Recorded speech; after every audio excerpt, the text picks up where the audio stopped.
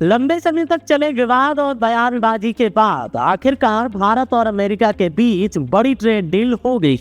खुद अमेरिकी राष्ट्रपति डोनाल्ड ट्रंप ने इसका ऐलान किया।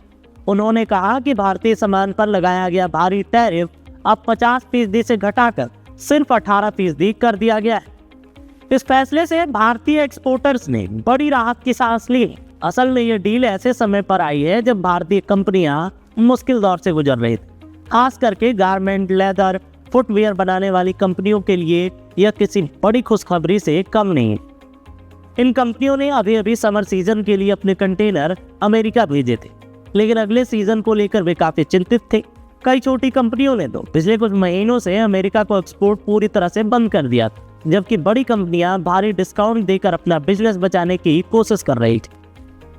अब डोनाल्ड ट्रंप ने यह भी साफ कर दिया है कि भारत पर रूसी तेल खरीदने के कारण लगाया गया 25% अतिरिक्त टैरिफ को हटाया जा रहा है। उनके मुताबिक प्रधानमंत्री नरेंद्र मोदी ने रूस से तेल खरीद कम करने पर सहमति जताई।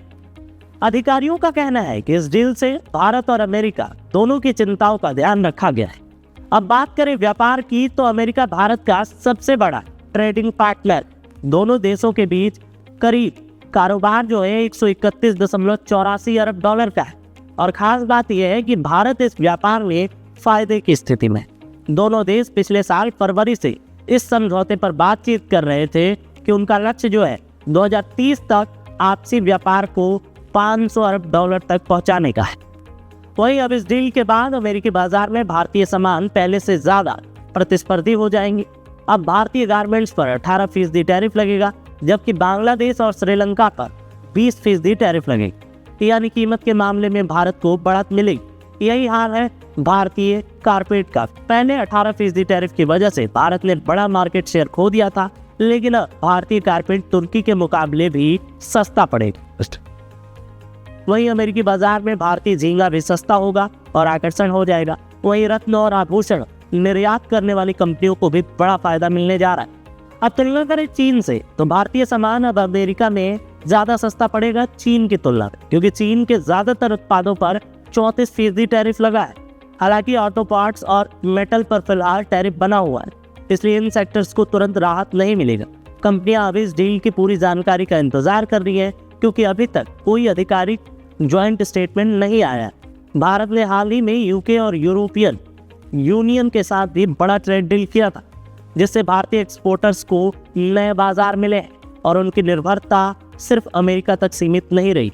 आंकड़ों की बात करें तो अप्रैल से नवंबर के बीच भारत से अमेरिका का एक्सपोर्ट 11.3% बढ़कर 59 अरब डॉलर का हो गया है। इस दौरान स्मार्टफोन का एक्सपोर्ट दोगुना होकर 16.7 अरब डॉलर तक पहुंच गया है। वहीं अगस्त में जब 25% टैरिफ लगा था, तब कई कंपनियों ने पहले से ज्यादा सामान अमेरिका भेजे थे ताकि अतिरिक्त टैरिफ से बचा जा सके। साथ ही भारत से अमेरिका जाने वाले करीब 40% एक्सपोर्ट पर कोई टैरिफ नहीं लगा है, जिनमें इलेक्ट्रॉनिक्स, फार्मा जैसे सेक्टर शामिल हैं। कुल मिलाकर यह ट्रेड डील सिर्फ टैक्स कटौती नहीं, बल्कि भारतीय एक्सपोर्टर्स के लिए नया मौका है अपनी ताकत और अपनी पहचान दिखाने का। आप अमेरिका और भारत के बीच हुए इस नए ट्रेड डील पर क्या सोचते हैं? अपनी राय वीडियो के कमेंट सेक्शन में जरूर दें।